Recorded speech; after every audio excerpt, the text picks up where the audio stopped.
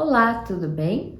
Hoje a nossa conversa é sobre assentamento de piso cerâmico com argamassa colante. Meu nome é Graziela, eu sou arquiteta e perita judicial e antes de começar, eu gostaria de te pedir para te inscrever no canal e deixar um like aqui no vídeo. Antes de iniciar a colocação do piso cerâmico, é preciso que alguns itens da obra já estejam concluídos.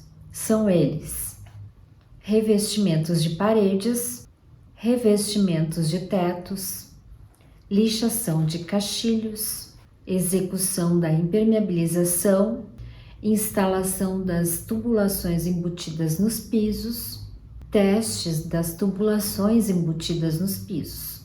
Outra coisa muito importante se verificar antes de começar o trabalho é verificar se a quantidade de piso necessário para ser colocado já está na obra. Lembre também que é necessário que tenha um saldo extra, uma margem de em torno de 15%, que é por conta dos cortes, das perdas que ocorrem na obra e também para sobrar um pouco de piso para o futuro. O assentamento do piso só pode ocorrer depois que a base estiver curada, ou seja, se o concreto não sofrer nenhum processo de aceleração de cura, significa que a gente precisa esperar 28 dias para esse concreto curar, e no caso do contrapiso é preciso esperar 14 dias, 2 semanas. É preciso também verificar as condições climáticas no momento da execução desse piso. Esse tipo de trabalho só é recomendado em temperaturas acima de 5 graus Celsius. Eu sei que essa temperatura não ocorre na maior parte do país, mas na região sul tem alguns dias que essa temperatura pode ser mais baixa. Os pisos externos devem ser executados em períodos de estiagem. Os pisos externos recém-colocados devem ser protegidos da maior incidência de chuvas, maior incidência de raios solares ou mesmo da ação do vento. Em ambientes com paredes ou muretas, se indica a colocação de rodapés de altura mínima de 7 centímetros e esses rodapés ficam colocados por cima do piso. A NBR 13753 indica que o rejuntamento do piso deve ser feito 3 dias depois do assentamento das peças. Esse é o momento em que, se houver alguma peça com um som de oco, ela deve ser retirada e recolocada. Quando houver juntas de dilatação ou de movimentação da estrutura, essas juntas devem corresponder também no acabamento, no piso cerâmico. Nos pisos diretamente expostos a intempéries, recomenda-se que seja usado o piso antiderrapante. Mesma coisa acontece nas escadas e nas rampas com inclinação maior do que 3% de inclinação. A execução do assentamento dos pisos, ela é feita por etapas, que são as seguintes: recebimento na obra e armazenamento do material, regularização e limpeza da superfície, aplicação de telas e interfaces desde que estas estejam previstas no projeto, execução da camada de dessolidarização quando prevista no projeto, assentamento das placas cerâmicas, execução das juntas previstas no piso, execução do rejuntamento e, finalmente, limpeza final.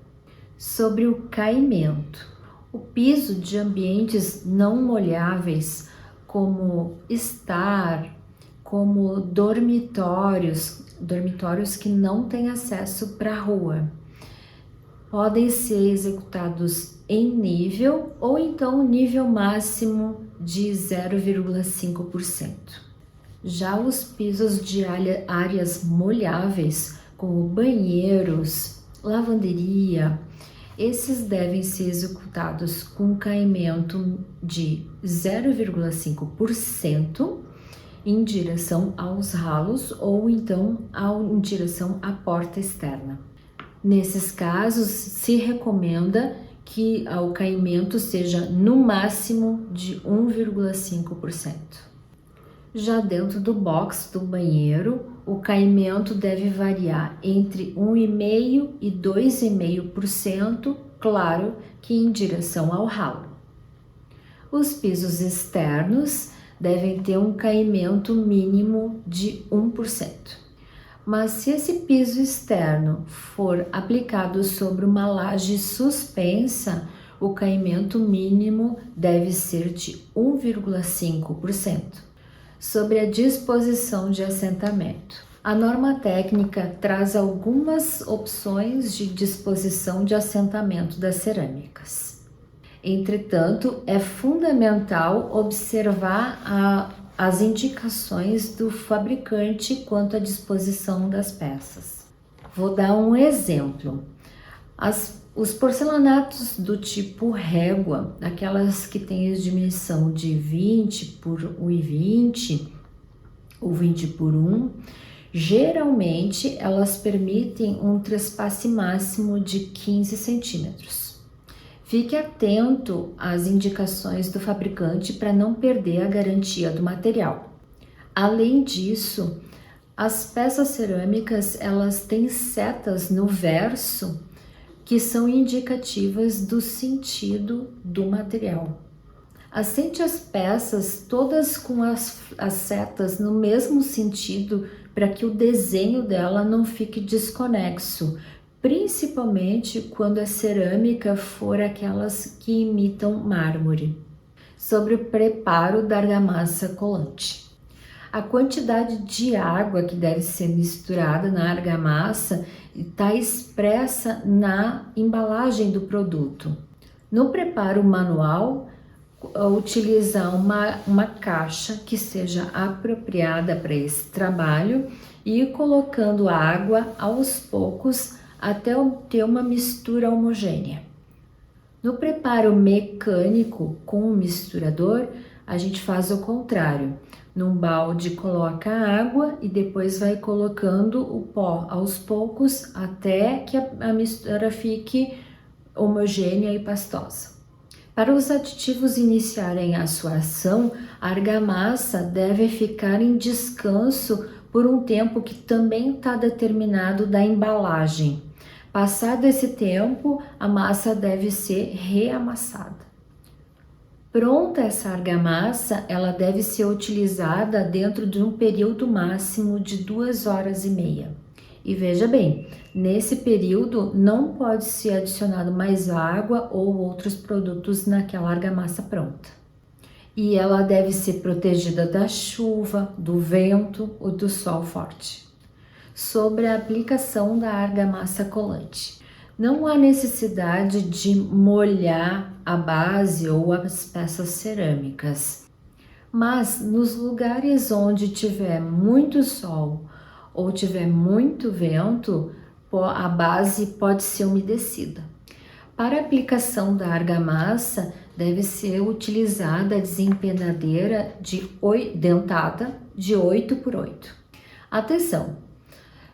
Para peças cerâmicas com área menor de 400 centímetros quadrados, a desempenadeira tem que ser com os dentes um pouquinho menores, a desempenadeira dentada de 6 por 6 milímetros. Por exemplo, uma peça cerâmica de 20 por 20, ela já vai dar os 400 centímetros quadrados. Nesse caso, vamos usar a desempenadeira de 8 milímetros. Mas se a peça cerâmica for menor, for do tipo tozeto, por exemplo, aí vamos usar a desempenadeira de 6 milímetros. Atenção de novo, esse material não trata do assentamento de pastilhas, ok? A argamassa deve ser estendida numa faixa de 60 centímetros, que é para facilitar a colocação das peças. Claro que a dimensão dessa faixa vai variar conforme o tamanho da peça que vai ser colocada no lugar. O tamanho dessa faixa também vai variar conforme a condição climática do dia em que estiver sendo feito esse trabalho. Em condições muito agressivas, de sol muito forte ou de vento muito forte, tem que tomar cuidado para as ranhuras da massa não secarem antes de ser colocada a peça no lugar. É preciso verificar a aderência dessa massa. Então, escolhemos algumas peças aleatoriamente e tiramos ela do lugar para ver se a massa está pegando em toda a peça uniformemente. O jeito certo de aplicar a argamassa na peça é estendendo a argamassa com o lado liso da desempenadeira, com uma espessura entre 3 e 4 milímetros, e depois passar a parte dentada da desempenadeira. A quantidade da argamassa pode variar em função de irregularidades na base e também se a peça é côncava ou convexa. Lembrando que a argamassa ela tem que ocupar todos os espaços. E para finalizar, é bom lembrar que a argamassa tem que ser usada dentro daquelas 2 horas e meia depois que ela fica pronta. Não pode usar a argamassa que sobrou depois desse período, muito menos no dia seguinte. Bem, eu espero que esse vídeo tenha te ajudado. Se ficou com alguma dúvida, pode deixar aqui nos comentários. Se tem alguma sugestão de vídeo também, deixe aqui nos comentários. E eu vou te pedir de novo para tu te inscrever no canal e deixar um like nesse vídeo. Obrigada por ter ficado até o final. Tchau!